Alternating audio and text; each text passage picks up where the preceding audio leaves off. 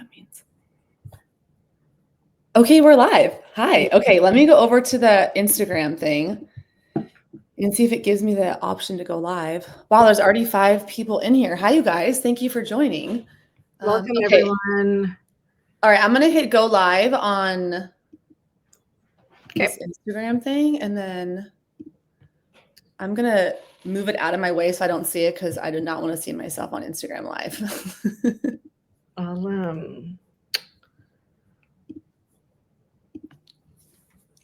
Okay. Cool. Yeah, it looks like I see that it's live. So that's awesome. Live. Okay, great.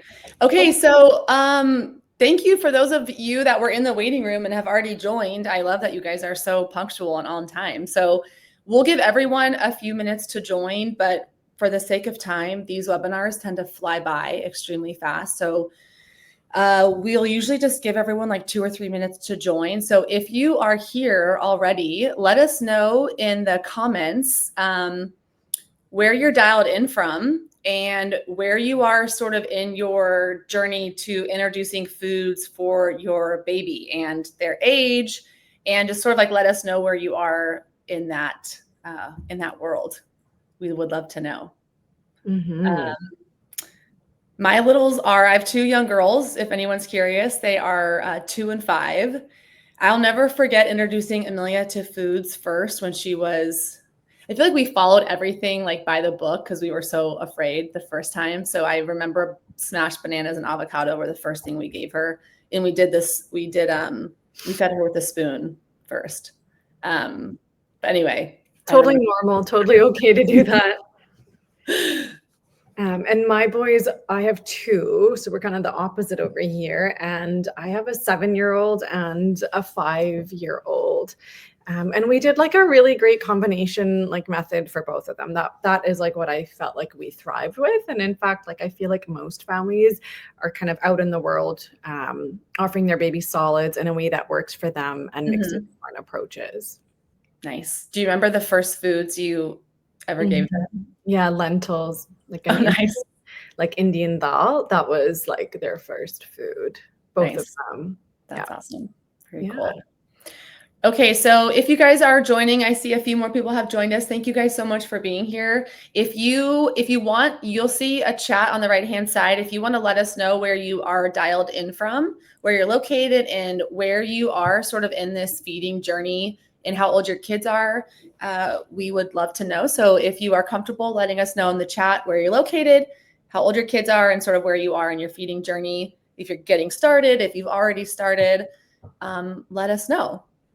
But I think we're already 3 minutes in, so let's go ahead and get started. And let's do it. I'll moderate the chat, and no questions, you guys, are off limits. So anytime during the next 45 minutes, please put any question you have in the chat. A ton of you submitted questions beforehand that we have here. So I'll make sure that we get these answered while you guys are on the line. But at any point during this discussion, if something new comes up for you, you want us to pause, expand, please feel like you can put it in the chat. This is like a very casual discussion, and it's for you guys to learn and to feel really confident about this next phase for you and your baby. So I'll just quickly introduce myself. For those that don't know, I'm Sarah. Okay, we've got one. Hi, Stephanie, 2.5-year-old and a 5.5-month-old. Congratulations. We're happy you're here. Thank you. I'm Sarah, the founder of Populist. Populist is a simplified baby registry platform. I'm a mom of 2. I'm located in Austin, Texas. My girls are 2 and 5. Populist is pretty much my 3rd baby. We're entering year 5 of our company, and it just feels like a huge honor and a privilege to be still standing here and supporting so many families. When I got pregnant with my first, I just felt like I was inundated with unsolicited advice, things I never asked for, and things I just weren't sure if the information I was receiving was right or factual, and it just felt really overwhelming for me. So when I started Populist, I knew I wanted to create something more than the registry, and that is where the idea for this content series and our webinars, we call them solicited advice. So like trying to find the experts to bring you information that you actually need. And We have Nita here to help us today, and I'm so honored to have you. Thank you. And this is our last webinar of the year, so I just feel so excited and honored to have you here with us. So thank you. And if you will introduce yourself, I know everyone is so excited to hear from you. So if you'll just give us all a little bit of background of who you are and your education, I think everyone would love to know. Cool. I saw a couple others drop in. Awesome. Hi, guys. Everyone is like on the cusp of starting solids or maybe has started solids. So that's wonderful. And my name is Nita. I am one half of Happy Healthy Eaters. My business partner is Jessica Penner. We're both registered dietitians. We are actually based in Canada in a city affectionately known as Winterpeg. So it's very cold here, but it's called Winnipeg. And actually similar to Populist, we started almost about 5 years ago. We launched our e-course March 2020, which is a very memorable month for most people around the world.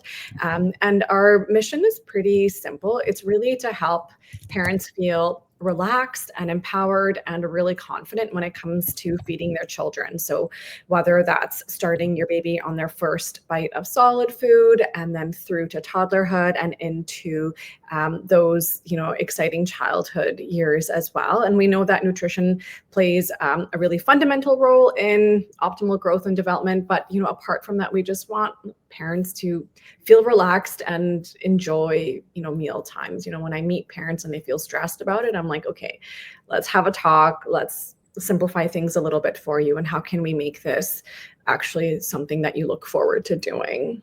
Right. Yeah. Well, thank you so much. And I feel like everyone's going to feel a little bit more at ease after this discussion because of all the things you are going to equip them with. So thank you again for being here.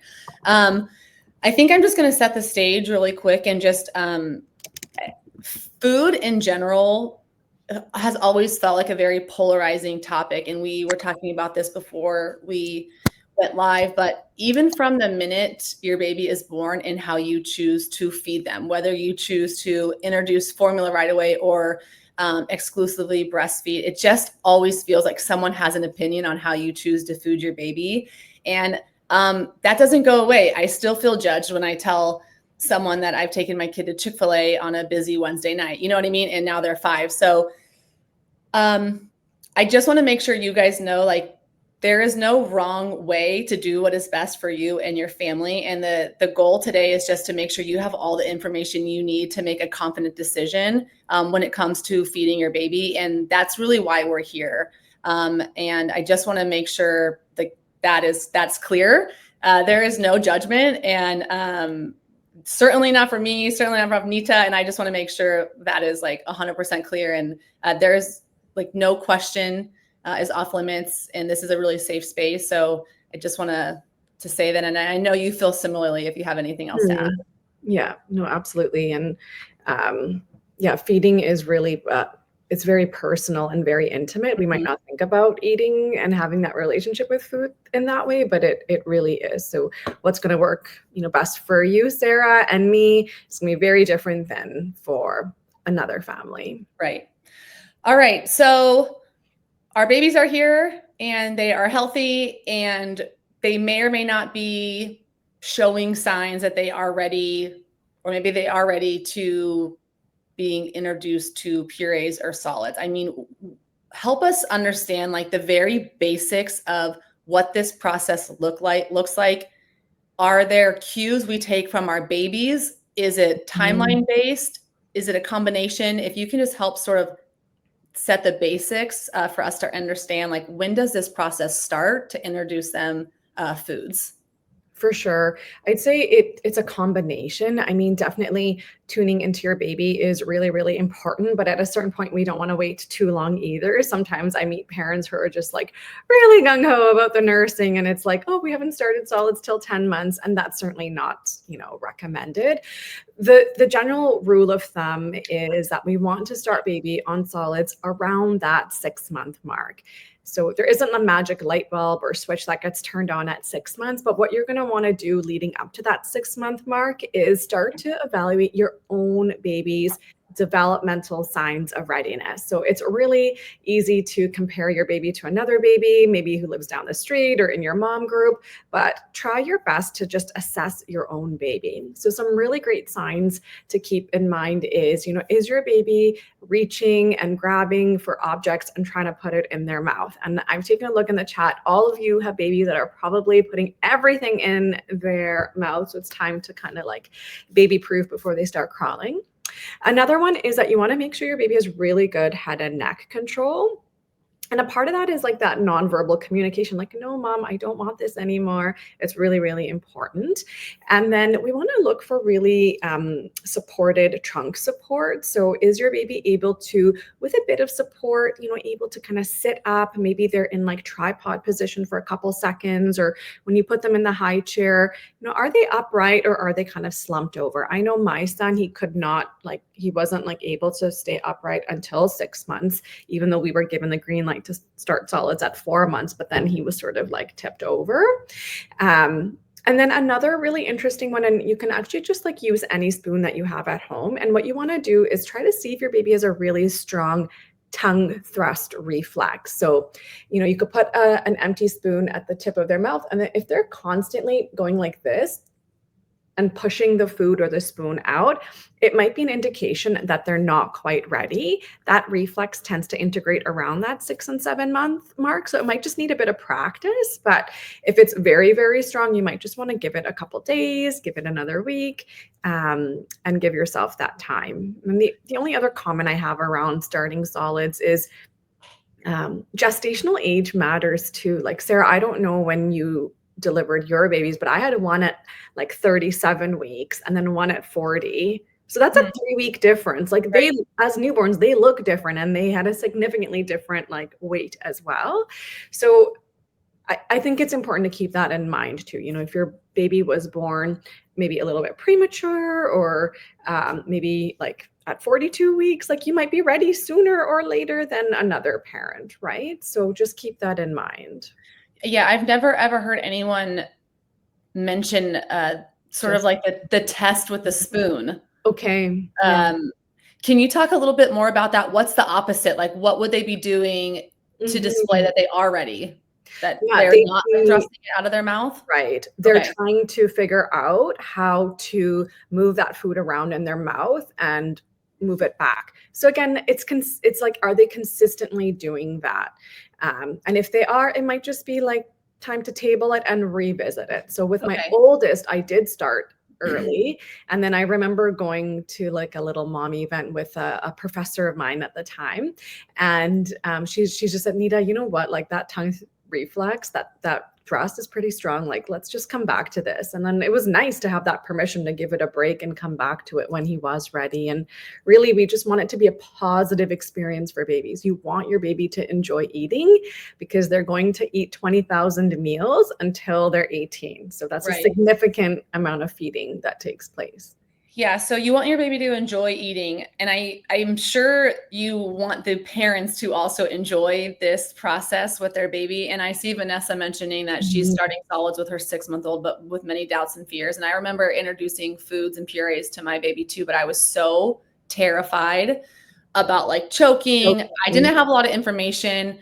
I was exclusively pumping, so I was afraid that my supply would drop if I was introducing her foods. Like I just had all of these fears. I'm not even sure where they came from, probably just consuming information, like even subconsciously, or creating my own fears. So I don't know what the specific question is, but how do you talk to your clients and parents about how they feel also starting this process with their baby? I'm sure that's important. Yeah, no, of course. I think one of the things is like definitely having that insight as a parent about what is it that's preventing me from enjoying this milestone, right? Like we want it to be enjoyable, but also recognizing that anything that's new, there's going to be an inherent discomfort with that. Like it could be starting a new job or driving a new car. Like you're just a little bit nervous. And until you get that practice and that education, it might feel that way, but the great thing is there are resources like Populist, Happy Healthy Eaters. We have tons of free resources to really help parents move through those fears. And Coincidentally, we have a really great freebie. It's called 5 Feeding Fears, and we tallied up the top 5 feeding fears that parents have. Number 1 is choking, and we explained the fear, but then we rationalized it. So that's something that parents can grab for free just by visiting our website if they'd like. And certainly, I think that for anyone who is maybe thinking that they're going through it or already have a diagnosis of postpartum depression or anxiety, I mean, if that's the underpinning of all of this, then definitely making sure that you're meeting with appropriate mental health professionals to seek care is really, really important. And like, you know, I'm very transparent. Like, that's something I struggled with in my second maternity leave. So there's no shame in reaching out for support, because we want this to be enjoyable for you, and for your baby. Right. And if it's not, like, I'm really sorry, but we can get you the help that you need too. Yeah. Yeah. Thank you for that. Mhm. Vanessa, hopefully that was helpful. And what was the name of your freebie? I want to make sure I include that in the post-webinar email. What was the name of it? 5 Feeding Fears. 5 Feeding Fears. Gosh, I feel like that could be our next webinar. Okay, amazing. Thank you. So I want to, before I move on quickly to like specific food and feeding questions, do you have an opinion on what they should be in, like a high chair or some type of, I don't know about a container, but do you have an opinion on like how their feeding environment is set up and what maybe they should be sitting in? Yeah. So I mean, every home is going to be different in terms of space. Like, I think of like people in New York living in like really tiny maybe spaces, or someone with like a really big open space. But you know, ideally a high chair is going to be great. Bonus points if you can get an adjustable footrest. That footrest is really, really great and supportive for babies, so they can have that sort of upright position. And think about it, like if your number 1 fear is choking, and if you were choking, what would you do? You would use your feet to kind of help you eject that food out. Right. So that footrest is really, really important. I personally have the Stokey Trip Trap. My almost 6-year-old still uses it. It's the only item that's like lasted me this long. But then there's some really great budget-friendly options and off the market sort of like footrests that you can make. Yeah. So I would That's say what that's really, we have the IKEA high chair with the off the mic, got like an attachment and footrest for it, like on Etsy. yeah, it's perfect. Mhm. It gets the job done. And that one is so easy to clean as well. Mhm. And then in terms of the environment, I think just like limiting distractions, right? Think about, again, when you're first starting to drive your vehicle, you don't have friends in the back. You probably put your cell phone somewhere else, no music. You're just concentrating on this like new task of driving. And it's the same thing for a baby. You want to limit distractions. So if you have like a really rambunctious pet, we love pets, but they might be better off in a different room because they might startle the baby if they bark. If you have the TV on, maybe just sort of like turn it off just when your baby is starting solids. That's really, really important, so they don't have those distractions and they can sort of like be really focused on this new skill of like picking up food, bringing it to their mouth, chewing, swallowing, breathing, doing all that at the same time. Okay, cool. Thank you very much. Mhm. So one of the questions that we got on Instagram and one of our registrants submitted ahead of time is there an order, like a type of food that should be introduced in order? So like veggies, fruit, meat, is there a specific order of food that should be introduced, or does it matter? In the science, nothing. No, Okay. the only recommendation is to make sure that there's an emphasis on offering your baby iron-rich foods. That's really, really important. I think a lot of that sort of like hoopla comes from sort of this idea like, well, your toddler isn't going to like vegetables one day. So make sure as a baby you introduce them first. But babies really are primed to enjoy the taste of sweetness, and that's because when they're in the amniotic sac, there's fluid, and that fluid is sweet tasting. They got colostrum and like milk, that's sweet tasting. So they already enjoy sweet tasting foods, and that's okay. They're biologically primed for that, and they'll learn to like vegetables over time. Okay. And so obviously like most vegetables are rich in iron. If for some reason a parent doesn't think their baby's getting enough iron, what other recommendations do you make?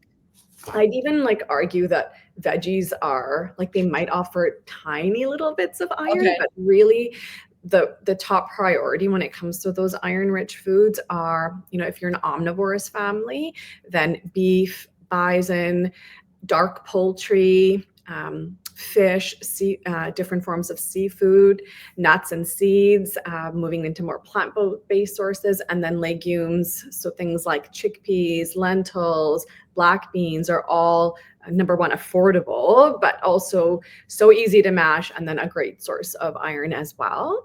Okay. In the science, we do see that the iron that's from animal foods, so like the beef, the dark poultry, it tends to be absorbed by the body better than the plant-based sources. So important to keep that in mind. We at Happy Healthy Eaters support all eating varieties and diets. So families just kind of have to do what works for them. And then one other food that is like really polarizing, and we love it, is infant cereal. So iron fortified infant cereal is another great option for families. And I think it's like such a cool invention that took place in like the baby food world, and a great way, again, to get babies that iron in a really easy way. Right. Okay. Amazing. Thank you. Yeah. Baby cereal? What's that? Do you use baby cereal? We didn't. No. Okay. My mom did. Yeah, Pablo asked, why aren't you feeding them with baby cereal? cereal? I don't know. I don't think I'm supposed to. Like, you read all these things, and some random person on Instagram influences your decision. And next thing you know, I'm buying formula that's written in German. I can't even read it. And that's what I'm feeding my baby. Like, I don't even know how these things happen.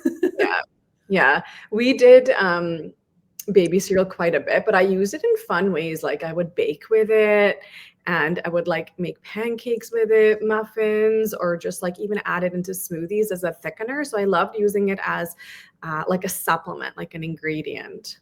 Right. Awesome. Cool. Okay. I'm going to ask really quick before I answer. We asked Vanessa's question because I want to put it on the screen. One of the things that you mentioned in the comment was nuts and seeds. So I feel like there's a lot of myth and facts around like introducing allergens early or later. Can you just help us understand when we should introduce like a nut butter or some type of like high allergen food to our baby, and what does that process look like? And should we be afraid? Should we not? Can you walk us through what that looks like? Yeah. So maybe in terms of like, should I be afraid? That is another like top priority fear for parents. And I don't want parents heading into it with a lot of like anxiety and fear, but that might be there because you may have an existing child with a food allergy, or maybe you yourself live with a food allergy, or your partner. So then that automatically puts your child at risk as well. But generally the odds are in your favor. Most children out there actually don't have food allergies, which is really, really reassuring. And the newer recommendations, they've been around for several years now, is, we know that starting early is actually supportive. So it's not like they turn 6 months and you need to like bang them all out in a month. Give yourself a couple months, but try to hit up, one allergen every week. Where we live, we have a top 11 list. I think in the US it's a top 10 list. And so you just want to work your way through that. And so that's like eggs, milk, wheat, tree nuts, peanuts, all of those are technically allergens. And then the other recommendation that kind of came out of that big study was, we want to introduce the allergen, but then you want to repeat that exposure. So you don't want to just like offer it and then forget about it. So, if you're doing almond butter, try to offer it a couple times a week in different ways. That's what we're really encouraging. And we see then that there's a reduced incidence and prevalence of allergies, which is good news. Right. Okay. So one allergen every week. I think that's a really great suggestion, and something probably really tangible. Most of the parents on the line can be like, okay, that sounds like something I can do. Yeah. And if you end up having a reaction, then your path will look a little bit different. You might want to go slower, but that's okay. Okay, cool. Okay, so we did have so many people submit questions as it relates to like spoon feeding and baby-led weaning. So I'm gonna put Vanessa's question on the screen. So she's mainly feeding her baby with purees, and she's asking how they can transition from purees to baby-led weaning. And that's what BLW stands for those who aren't familiar.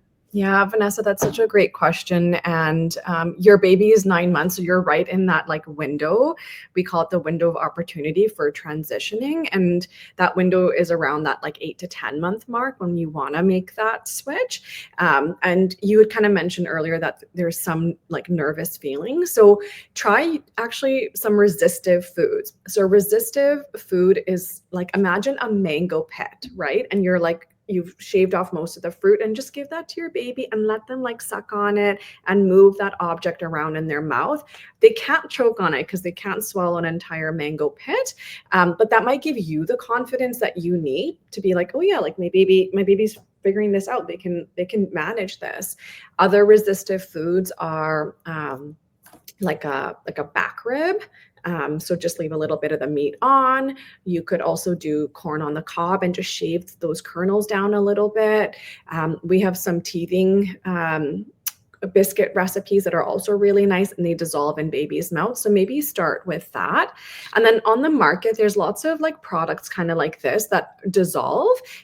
So the minute your baby puts it in their mouth, this will sort of like melt away. There's not a whole lot of nutritional value to these, but I think again, it's more about giving you the confidence that you need.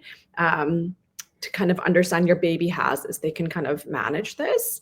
And then another tip I have is working on tongue lateralization. So if you're doing purees, maybe put a bit of puree on a spoon, put it on this side, and let your baby use their tongue to kind of grab it. And then go to the other side, go to this side, go to that side. So now your baby is learning to lateralize their tongue. And that's really, really important when when they have solid food in their mouth, so they know what to do with that tongue and how to push the food back.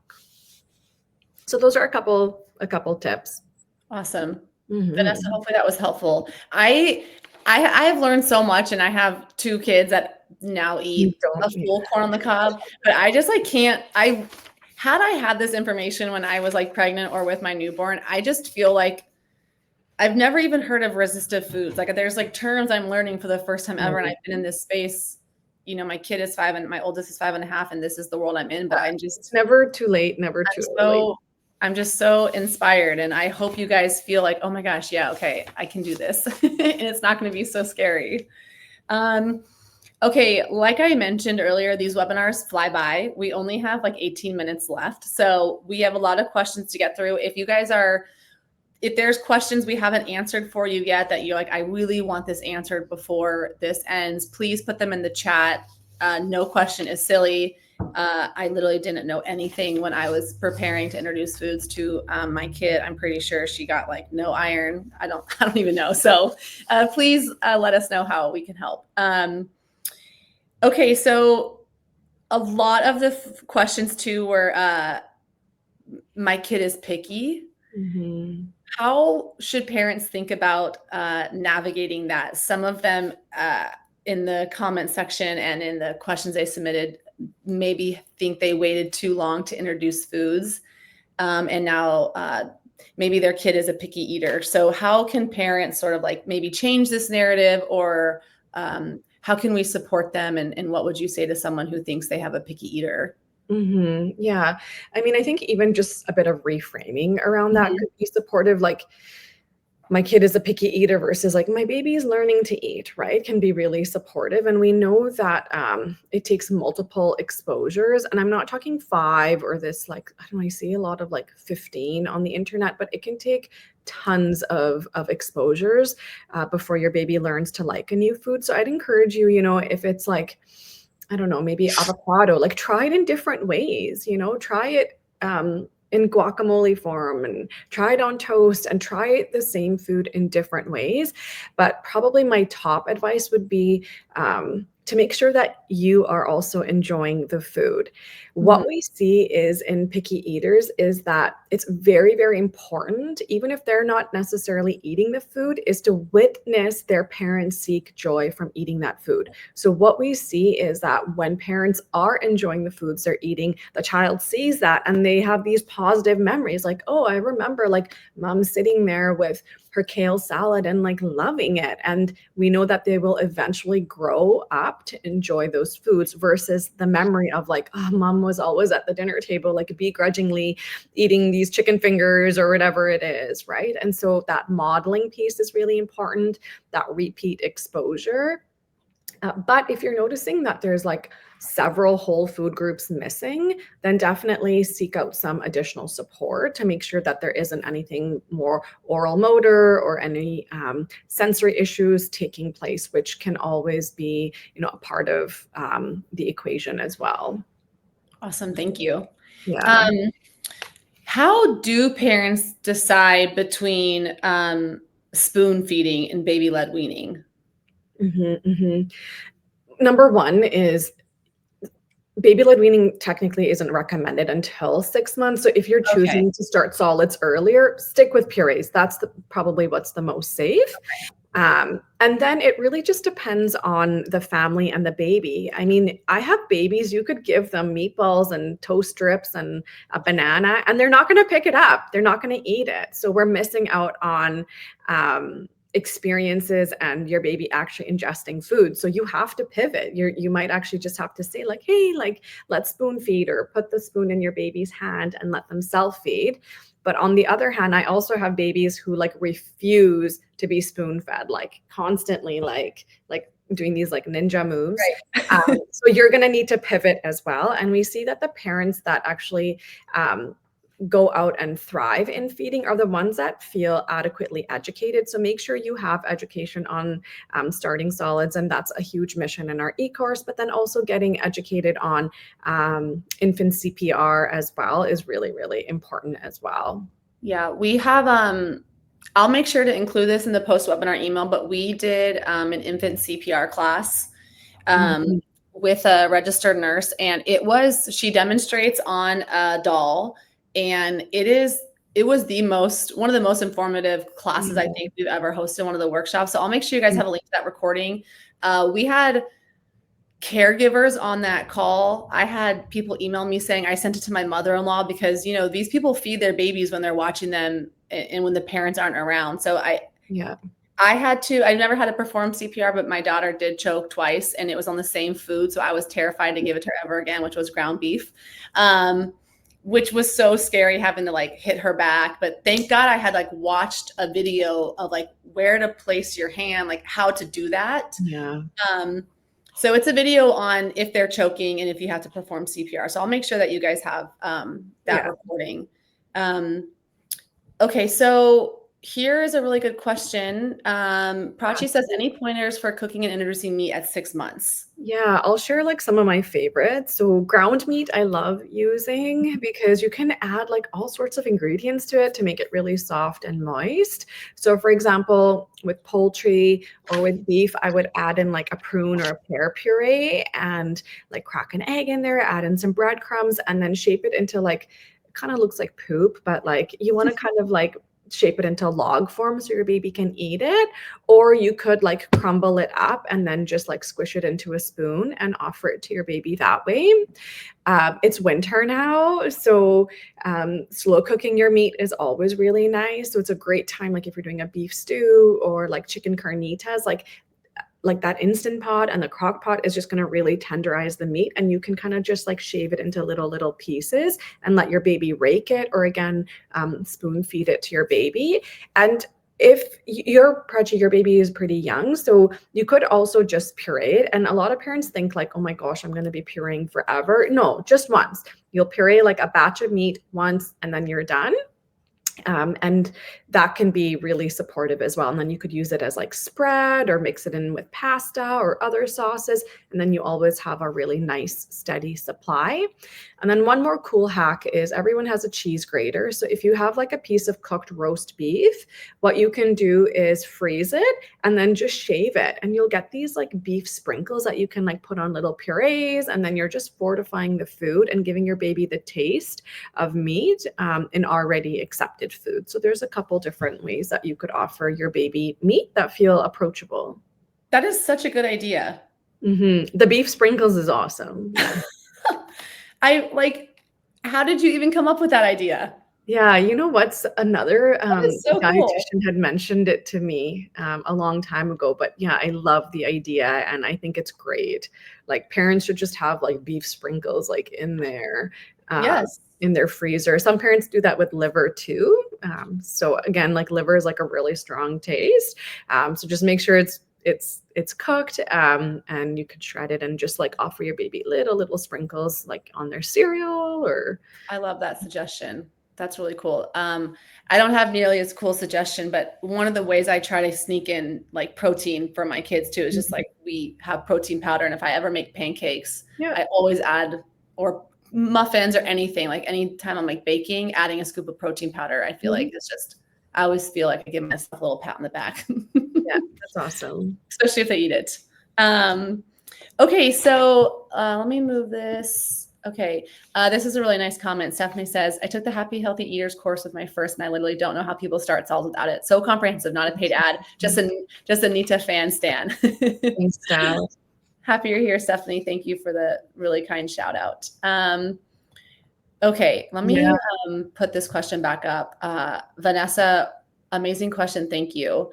Is there something, as there might be allergens that can be more allergic than others? For example, I want to introduce shrimp, but my husband is afraid because it's more dangerous than peanuts. Okay. So when you look at that list in Canada anyway of the top priority allergens, I'm pretty sure it's the same in the US. 90 if we took all the kids from 0 to 18 who have allergies and we put them like in a room, 90% of them will be allergic to milk, eggs, and peanut. So I'd say those are the ones that seem to be like the highest risk. But again, the chances of your baby having an allergic reaction it's low, right? Like only it's hard to tease out the stats, but like less than 6% of kids actually have a food allergy. So really like it's over 90% chance that your kid's not going to have an allergy. And if you've already introduced a lot of them, there's a good chance you're in the clear, but you won't know until you try. And like for me, growing up in a South Asian home, like we never had shrimp. I was like well into my 20s when I had like my first shrimp, and I think I've only bought it once. So I didn't worry about offering my kids shrimp because we don't eat it. So and Mhm. I knew I wouldn't be able to keep up with that repeat exposure. So if it's not like a food that's important to you, you can also just table it as well. Yeah, that's a great suggestion. I love that. Like if it's not something you're going to eat regularly, it's okay. Yeah, I was like, you're gonna have to figure out how to manage this Right. shrimp allergy if you end up having it, you know? So it's like really not a big deal. But for me, like milk, eggs, wheat, like nuts, those were really important to me because we eat them like every day. Right. Yeah, that makes sense. Yeah. I love that. You just probably gave a lot of people like some breathing room. Like, okay, I don't, and maybe she does, maybe, but maybe someone's like, I don't cook shrimp every week. So maybe you've Yeah. just given someone like a little bit of relief. It's like, okay, Yeah. we don't have to worry about that specific food. Yeah. Okay, amazing. One of the other questions is there, I know it's different, but um, if a baby is having an allergic reaction, when should they, is there a certain like symptom where they should maybe call their doctor? Yeah. Is there a medicine they can take? I mean, I know you're not like, Yeah. the Yeah. pediatrician, but you've probably seen this a million times. Yeah. So like we don't recommend offering any like medication unless you already have an EpiPen, Okay. unless you speak to like a healthcare professional. But typically there's like 4 different systems that react when a baby's having an allergic reaction. But it's very rare that a baby reacts with their cardiovascular and respiratory. But if their like heart rate is picking up, if they're like going into shock Mhm. or things are not really looking good, you don't wait. You call Right. 911 and you make Okay. sure that you get a pediatric team to you, or you go and call for help. But if it's like a rash or like maybe just like extra bowel movements or like the stool is looking a little funky, take some pictures. And then just call your pediatrician, let them know, book an appointment and table, that highly allergenic food or that particular food for now.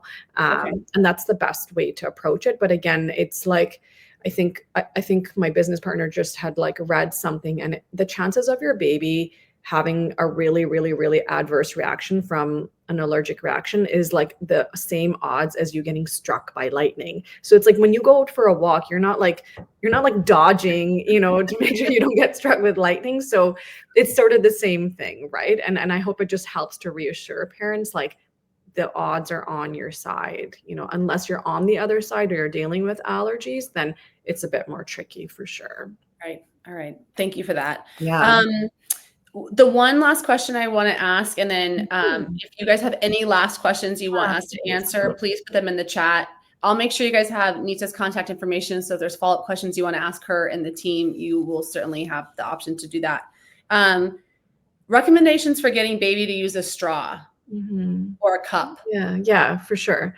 So like Populist has some great straw options. I think you have like the Talk Tools and the Easy Peasy. So this isn't like sponsored by them, but the first thing is like when you think of like straw cup drinking, it's a new skill. So it's going to take a lot of time and practice. Maybe don't focus on it until like that 9-ish month mark. The first few months focus on just open cup drinking, which will actually help with straw cup because your baby has to have good lip closure around the straw. So what I like about this like particular product is what you'll do is you'll fill the top with water, and then it has this straw with these like different nubbins on it, and then you'll put it down. You'll press this like top, and then it sucks up the water, so your baby doesn't have to like suck it all up on their own. And then they'll learn to practice, and they're going to dribble, it's going to pool out, it's going to be messy. But you could also like put a smoothie in here, or like a thinned out puree that's a bit like thicker and easier to like manage. And then once they've got that mastered, after a few weeks, maybe a month, you just flip it, and then they can have it like this. So it's just practice, a lot of patience, and just keeping it really, really positive. It takes a really long time, but yeah, if your baby hasn't figured it out, don't worry, they eventually will. Okay, cool. I'm going to ask you this question. I know you touched on it earlier, but in case you want to re-emphasize it some more. What nutrient do you wish as a dietitian parents focused on more? Yeah, definitely the iron piece. That's so important. And we know that iron is just so critical in early infant development. And most babies get their iron from their iron bank that they're born with, assuming they had adequate access to iron. But at that 6-ish month mark, it starts to deplete. So you really want to think of it as a bank account. And that bank account is like they've slowly been taking out deposits. And at 6 months, part of the reason we start solid is because we need to bring that back up so they have a steady supply of iron. And they're going to be between 6 months and 12 months, like you and me both remember this, Sarah, is like your baby's going to be sitting, crawling, like trying to walk and growing so much that they need that iron to support all of that development and red blood cell development. So iron is really, really important. And if you're feeling a lack of confidence or insecure about what actually has iron in it, then connect with a registered dietitian who can support you and even like take a look at the foods that you're eating and get you to optimize or increase the frequency of which you're offering that to your baby. Awesome. Thank you. Yeah. I didn't know that babies were born with an iron bank, essentially. I described it. Yeah. So like for parent moms who are iron deficient, your baby is like at higher risk of like poor iron status, right? So it is really fascinating. Yes, it is. Thank you for sharing that. Okay, Vanessa, gosh, she has so many great questions. When will be a good age to introduce soups or juices or smoothies to babies? Of course, without salt or sugar. I actually don't think salt is bad, but I'll let you take this one. Yeah. So for like soups, juices, soups and smoothies, like depending on what you're serving, you could start sips of that like fairly early on. I'd say like start around like the 9-ish month mark. That worked really, really well for us, especially like if your baby hasn't gotten around to other textures, because we really want to move on to those more solid food textures. But if they have a wide variety of textures, then go for it. And again, you could just offer it in an open cup and help them. So I often did like a roasted red pepper like soup and like shared it with my babies. I would just kind of adapt the recipe a little bit. And then for juice, the recommendation is to avoid juice until age 2. But if parents want to use it like as a marinade or just like as a simple ingredient, I'm fairly like conservative. So you can go ahead and do that if you'd like.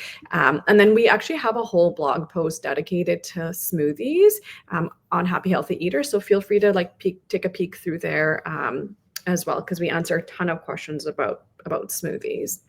Awesome. Thank you. Mm-hmm. Okay, so we are at time. Yeah. They always fly by.